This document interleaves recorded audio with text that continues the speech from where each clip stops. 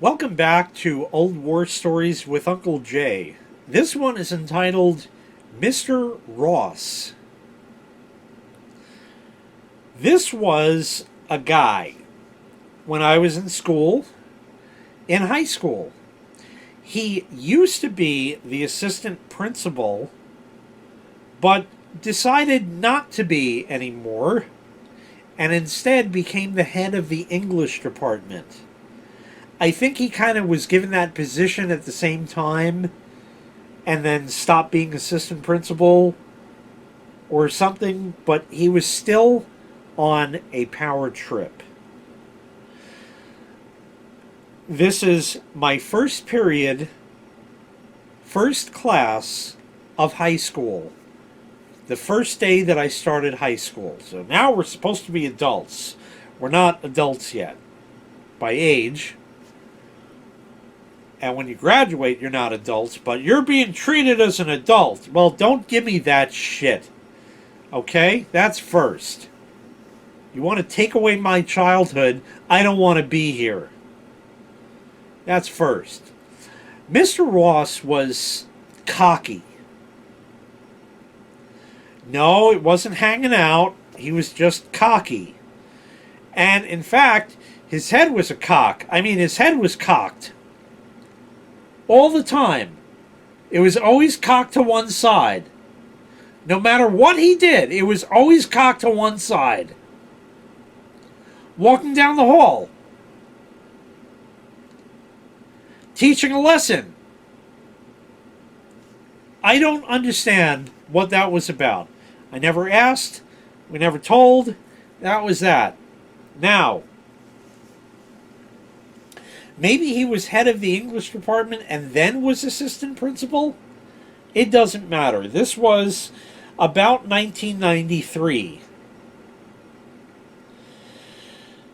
So, anyways, he said, okay, so we're going to treat you as an adult here. And he had this very whiny, loud voice. And you are going to read probably the most difficult book you've ever read and be tested on that. And at the same time, you have a book report due, or no, some other report. You have a report due in 2 weeks. First day of class.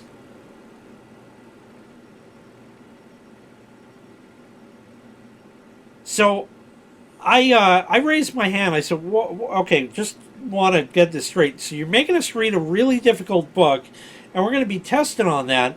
But we also have a report due in 2 weeks that we know nothing about. I would like to just say this on behalf of everybody in class. I don't know. Okay, I don't know about having a report and this book all done in 2 weeks. That's kind of a lot of work. I know it's high school, and I know we're adults now, but I don't even think in a real job people are given that on a regular basis. Well, that's how it is in my class, and I got a real problem with your saying that. I said, I didn't mean to offend you. No, it's not that. The part about you're speaking on behalf of the rest of the class. But he never conferred with them on that.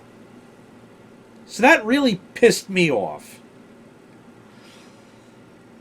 So, Mr. Ross and I actually became friendlier later on in the semester because I ended up kicking his ass on something. And it was kind of fun. We had this Ivanhoe shit. Ivanhoe was awful. I never enjoyed any Shakespeare because I was forced to read it in school. I was forced to read later on, in senior year, The Catcher in the Rye. But I had a teacher who genuinely enjoyed teaching, and I rather enjoyed that book, even though I really didn't like it being shoved down my throat kind of thing, because it was for school. And I get that's why a lot of kids now are like, I hate Windows 7 because that's what they had at school and we were forced to use it. I hate Macintosh because we were forced to use that in school. I hate Chromebooks because we were forced to use that in school. Well, I get that. But you're all wrong. And the reason why is because one year in the summer, somewhere in my stint of high school, it was hot because it was summer. The school was out. This is just a quick aside, just to prove how wrong you are. It was summer, and Mr. Shekels, my father, had this thing that if you're going to have air conditioning, it better be for more than one person. If it's going to be turned on at all, and if it's going to be turned on, will be at his discretion. Of course, he didn't have the discretion because he worked nights, so we'd turn it on, and that's how it was. He would sometimes come in and turn it off when he would get home, and we'd wake up to a hot, stuffy bedroom, but because we didn't have central air, we just had a window rattler. Anyways, that was that. So he had this thing, so I liked to, in my room, fall asleep. I had a TV, and I would like to fall asleep with the TV on. I still do that today. So I had a sleep timer or another timer or something that would automatically turn the TV off. It worked. Everything was good. Every night it would turn off. Exactly when told. But in this other room upstairs in the house that fit both of us, we had to sleep in sleeping bags. And the way that was configured, there was no TV. So I couldn't do that. The TV that was there also had no sleep timer or anything, because these were the old style CRTs. Not the ones that you might remember if you were a younger but older kid. But they had a remote. They didn't have a remote. They had two knobs that you would turn. The older folk, you do? You remember these? Yeah. Oh, yeah, I know you remember that. You grew up with them too, yeah. So, yeah. There was no sleep timer on those things. Now, yeah, I could get a plug-in lamp timer and set it to shut off at 11 p.m. and plug it in that way, but I couldn't watch it. So the best I'd be doing is listening to it, which I guess is most of it, but whatever. Anyways, my sister said, this ain't working out with the TV, because she wanted to just go to sleep. So I said, all right, well, we're going to have to figure something else out. So I went in the third room. We called it the last room in the house, because it was at the end of the house. It was the last room you could get to, because there was no more house after that. So we called it the last room. And there were bookshelves in there with books. I don't know where these books came from. And I do not know what title I picked, but there was a novel. I don't know who wrote it or anything more about it, but I flipped through the first 7 pages, and there was an occasional curse word. I said, this will serve fine. So I took that fucking book. I took that book and I would read it. And I think for my sister, she didn't mind if the lamp was on, but the sound of the TV she minded.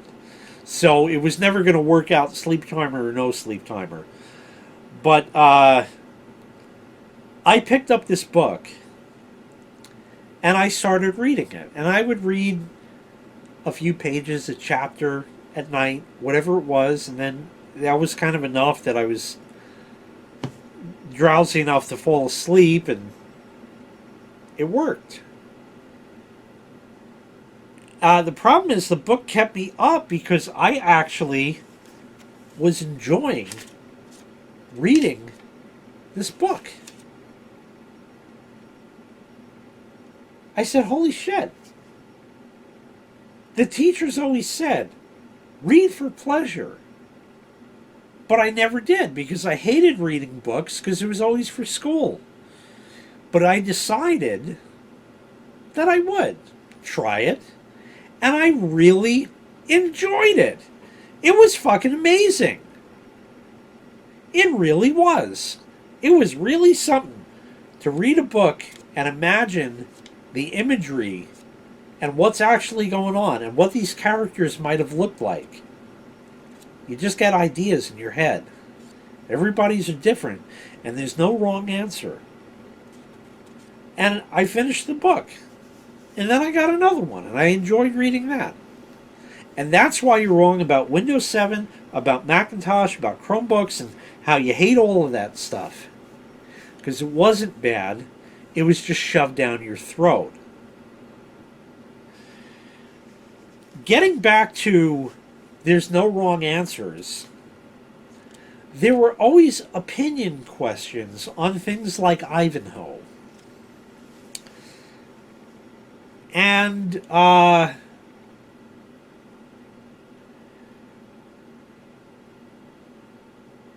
don't know how you can really grade a question that asks your opinion. Why do you think that character said that? Is there some guideline that he's going on? You know, maybe he had a love affair with that character. Maybe he actually wanted to kill him. Maybe he wanted to fuck his brains out. I don't know what it is. But all are valid answers. Because it's your opinion. So I don't think you should ever be graded on that. But it was, and that's what happened. Anyway, so Mr. Ross was a cocky asshole.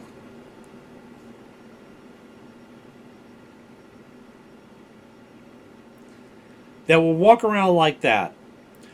One day, he said, go to the library, and the school library, and ask the librarian to photocopy this for me, or get this book from her, or something. Oh, you need a hall pass. You got a piece of paper? Yeah, I do. So, I was right by my desk there. I had a spiral-bound notepad. It's about, like that, and long, and it had the spiral, and you'd rip the page out of it, and it was just a little notepad. You've seen them. So I just needed something that said hall pass that he would sign, and it was the first day of school, so okay.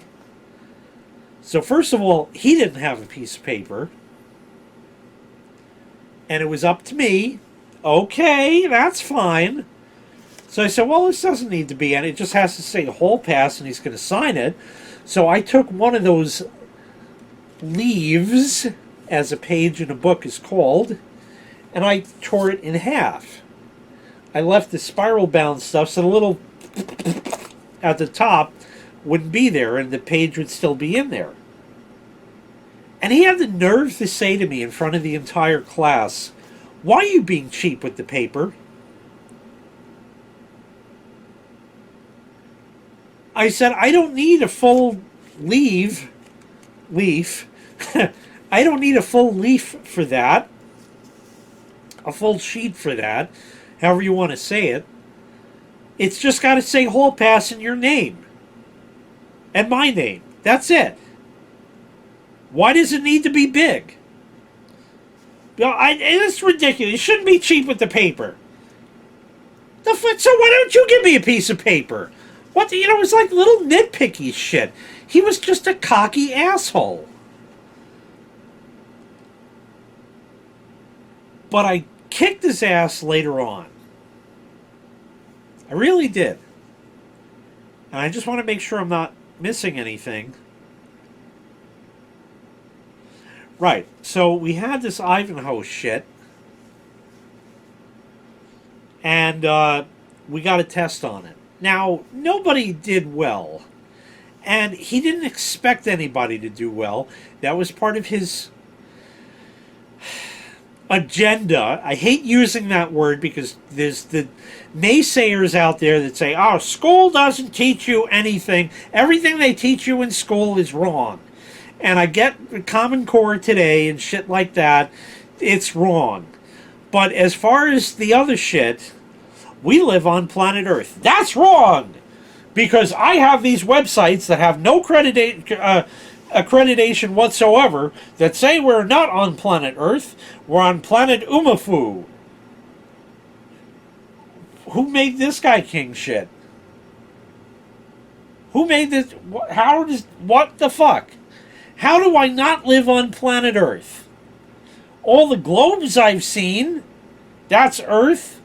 Everything in a science book said Earth. Umafu? What the fuck? People will believe fucking anything. They believe in fucking Santa Claus. That wasn't real. That was a fabricated story to get you to buy shit at retail. But that's kind of gone now because we have online shopping. It's still retail, but it's not retail. It's online retail. So it's lesser. Santa Claus was St. Nicholas. He was a real person, but not in the way that it's been portrayed to you your entire life. That is true. Umafu is made up bullshit, but that's what these people believe that say that schools have an agenda and the government has an agenda. Okay? Anyways, getting back to that, this was on the teacher's personal agenda and or vendetta against the entire class because he's a cocky asshole, that nobody was going to do well on this test so he could further whip us into shape. Get it? Okay, so I don't appreciate it being a jail cell, first period, first class, first day of high school. I knew it was going to be different, but this is well beyond. And the other teachers, they didn't pull this kind of bullshit. And it wasn't his job to do this either. But he was on a power trip because he was assistant principal, or is assistant principal, and definitely was head of the English department. It was English class. So because he knew that nobody was going to do well on this test, there was a bonus question. And the bonus question was simply, write this current year in Roman numerals. Okay, I watched enough TV to see the different Roman numerals that they used to use in the credits on shows when they used to run credits at the end that you could actually read, to know when it was the 1970s, the 1960s, the 1950s, the 1980s, or the 1990s, and this being 1993. And I know that 3 is I, so I got that already. If I was down south, I'd say 3 is I. I don't get that because it's I and not ah, but because we have a letter, it's A. That's ah. It's not I, it's ah. For a soft, short one, rather.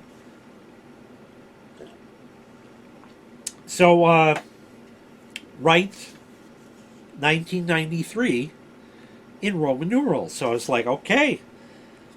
I forget what it is now. It was something like MC, III, something, XIII, some shit like that. I don't remember exactly. XIII might have been 93. I can't even figure it out now. I used to know it a lot better, but Anyway, I knew immediately what the current year was in Roman numerals then. So I wrote down the correct answer 100,000%. And he grades the tests, and he comes back. And I was marked wrong on that bonus question, which I really could have used. Because, like I said, the test was designed, the curriculum, at least in the beginning of the year, was designed to ensure nobody did well so he could whip the kids into shape. That cocky asshole. Mr. Ross, you marked me wrong on the bonus question. That's correct. No. That is not correct. No, that's not right. Actually, the answer is MWPNQR squared.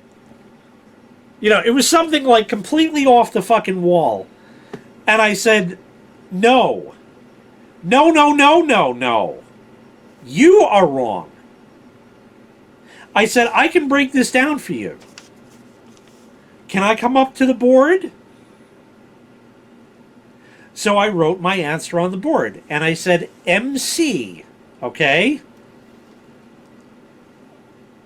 And you take 100 off of, or it was MMC. So M is 1,000, M is 1,000, C is 100. So it was M plus M. So 1,000 plus 1,000. Then the C is minus that 1,000. So 1,000 plus 1,000 is 2,000. Minus 100 is 1,900. Okay? Plus, and then whatever the other letters were. And he looked at this, and he said, okay, that's not, that answer is not correct, even though the math added up, okay, and it was all 100% legit. That answer isn't correct, but because of the effort, I'll give you the 10 points. He later realized that I was not someone to fuck with, because I did have a lot of valid points, and I was actually smart. His curriculum was designed to make you feel like a failure. Isn't that a great way to start a school year off? Let's start off by making you feel like a piece of shit, and now work your way up from there. How about, you are my new students for the year, you are going to do great in my class. Now, it's going to require that you study, but the tests are going to be fair, and I'm going to be fair as a teacher, and I guarantee you by the end of the year, this will be one of your most liked classes. I've had teachers who have said that, and pretty much every time they have said that, they were right. I did well in their class, and I enjoyed having them as a teacher.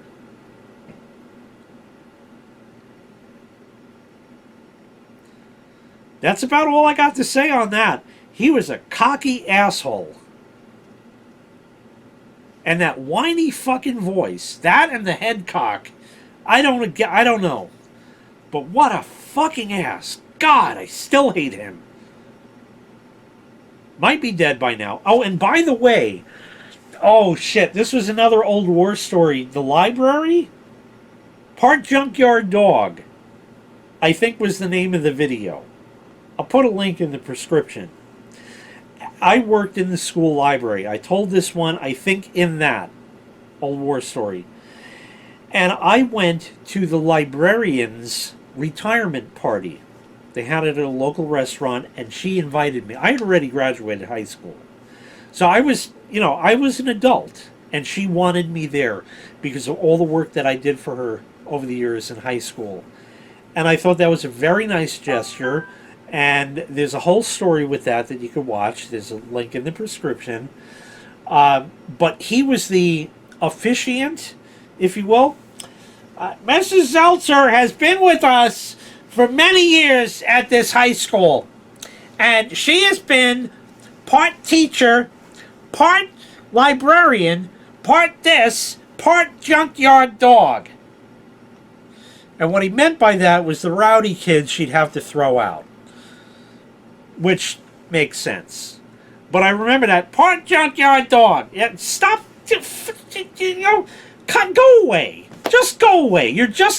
You're a fucking bother. That's what you are. Guy was just a bother. Anyway, I did all right in this class. The workload lightened up a bit, but there was just no reason for that shit. There was really no reason for that shit. I also had an issue with my locker in high school, and he was related because I think he was assistant principal at this point.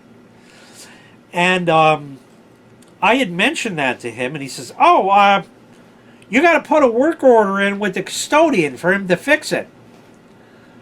Okay, how do I do that? Oh, I got the form right here. So you just fill it out, what locker number you are, and what the problem is, and I'll take care of it. I'll make sure that it gets fixed for you. So a week goes by, they didn't fix it. I come back to him, I said, it's still not fixed. Well, you got to fill out a work order. Now, we did that last week. It still hasn't been fixed. Well, put it in again. Maybe they didn't get to it. Sure. Another week goes by, it's still not fixed.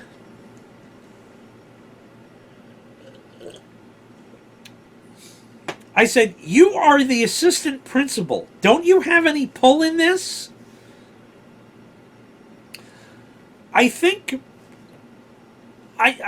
maybe, he might have gone so far. I got these work orders here, and hand them to the guy. That's about it. That's probably as far as it went. I never heard back on this one, but I think the reason it couldn't be fixed is because it was fucking broken. Like, the metal of the locker was broken in half. Okay? You would need a welder to fix this thing, or replace this part with a spare. But because the school was over 40 years old, or roughly 40 years old, they haven't made these lockers in 40 years. There are no spare parts. There's nothing. There is no way to fix this locker. It's just fucking broken. They're not replacing it because it's part of a whole bank of lockers. I said, listen, they can't fix it. It's been twice already.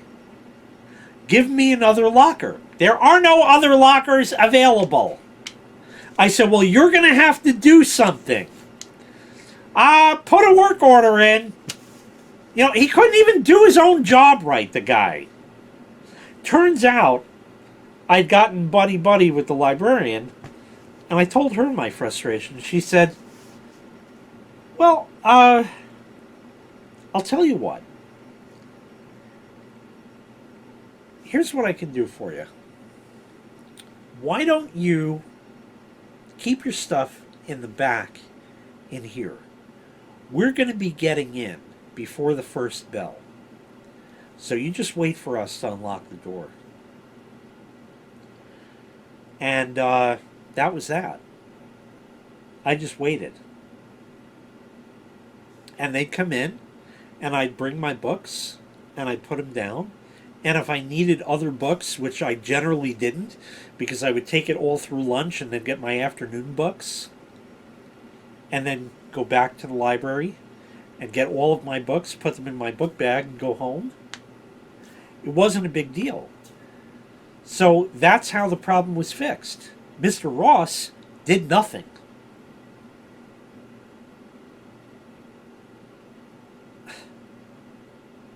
If I could go back and speak to these people now, and I was still too young, because I was a young adult, and I already had graduated, and they probably would have kicked me out. But if I came back and I said, you know, you really treated me like a piece of shit, Mr. Ross. This, and this. And I really resent all of that. And there's no way you can fix that. And make him feel like a piece of shit. You know? How would you like that? Okay? You know, I don't care if you believe in religion or not or anything, but one of the Ten Commandments, do unto others as you wish to be done unto you, something of that nature. You know, be nice to people is what it says. Don't treat people like a total piece of shit. If they deserve it, then go right ahead and treat them like a piece of shit. But don't just do it because you have the power to. Give them a chance first. Maybe they're nice people. Maybe they want to work with you and cooperate with you. Don't start off like that, because nobody likes people like that.